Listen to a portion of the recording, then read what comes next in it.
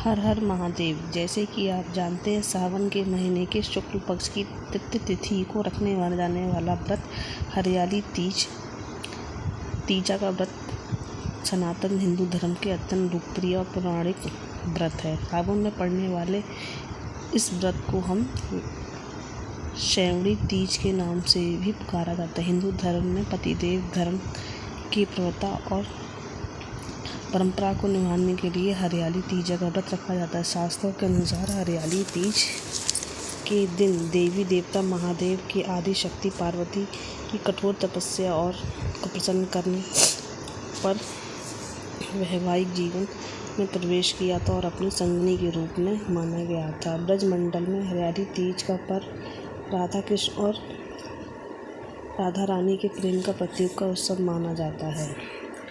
जैसे कि आप जानते हैं कि हरियाली तीज शिव पार्वती के लिए मनाया जाता है।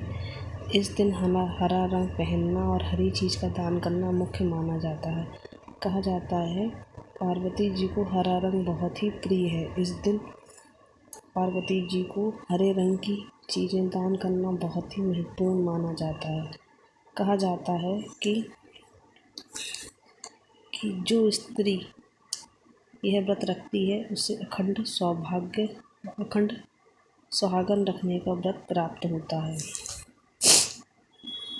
कहा जाता है कि इस व्रत को रखने के लिए तीज के दिन वैवाहिक महिला को ब्रह्म में उठकर नित्य कर्म कर सुहाग के आभूषण धारण कर श्रृंगार कर पूजा पाठ विधि भगवान शिव पार्वती की प्रतिमा स्थापित की जाती है।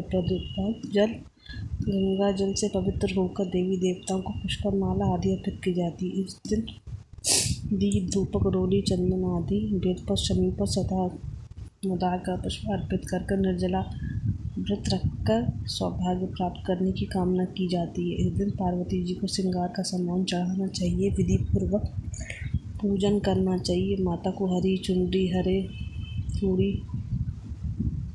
मेहंदी चढ़ाई जाती है। व्रत कथा सुनने के बाद माता पार्वती को खीर घेवर आदि का भोग लगाना चाहिए। रात में चंद्र दर्शन के बाद व्रत का पारण करना चाहिए। उदय तिथि के अनुसार हरियाली तीज 27 दिसंबर को मनाई जा रही है। कहा जाता है कि जो भी स्त्री यह व्रत रखती है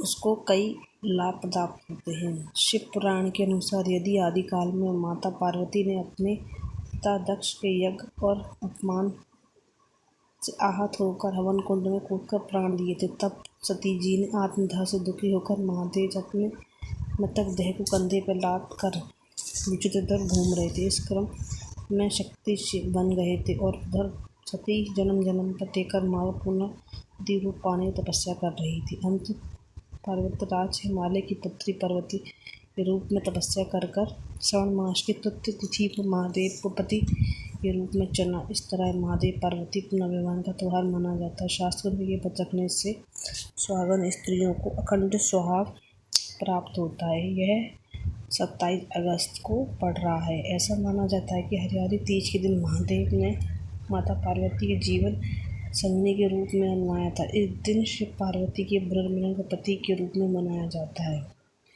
यह व्रत शिव शक्ति पुनर्मिलन कहा जाता है।